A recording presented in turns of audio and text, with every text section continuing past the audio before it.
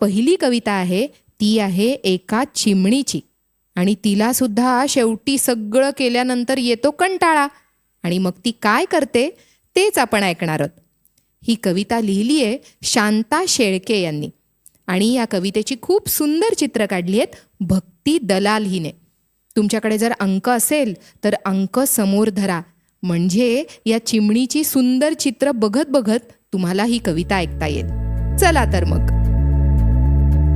दारावरती टकटक करते,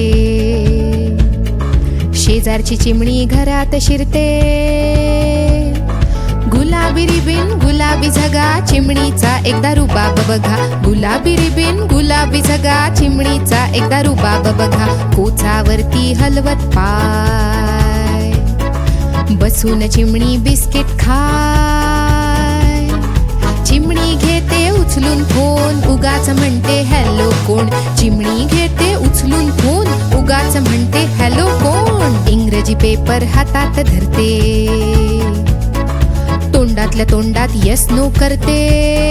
yes yes no no. उघडते कपाट पुस्तक चाळते, एकटी एकटीच मजेत खेळते. उघडते कपाट पुस्तक चाळते, एकटी एकटीच मजेत खेळते. एकदम म्हणते कंटाळले बाई, चिमणीला होते उडायची घाई.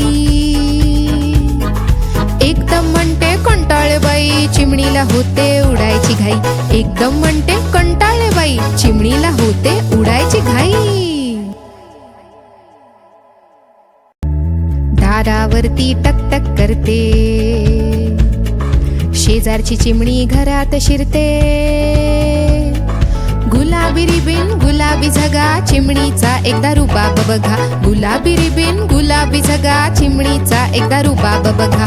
कोचावरती हलवत पाय, बसून चिमणी बिस्किट खाय. चिमणी घेते उचलून फोन, उगाच म्हणते हॅलो कोण.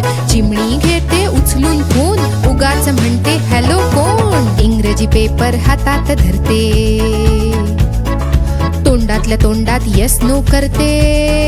Yes yes no no. उघडते कपाट पुस्तक चाळते, एकटी एकटीच मजेत खेळते. उघडते कपाट पुस्तक चाळते, एकटी एकटीच मजेत खेळते. एकदम म्हणते कंटाळे बाई, चिमणीला होते उडायची घाई. एकदम म्हणते कंटाळे बाई, चिमणीला होते उडायची घाई. एकदम म्हणते कंटाळे बाई, चिमणीला होते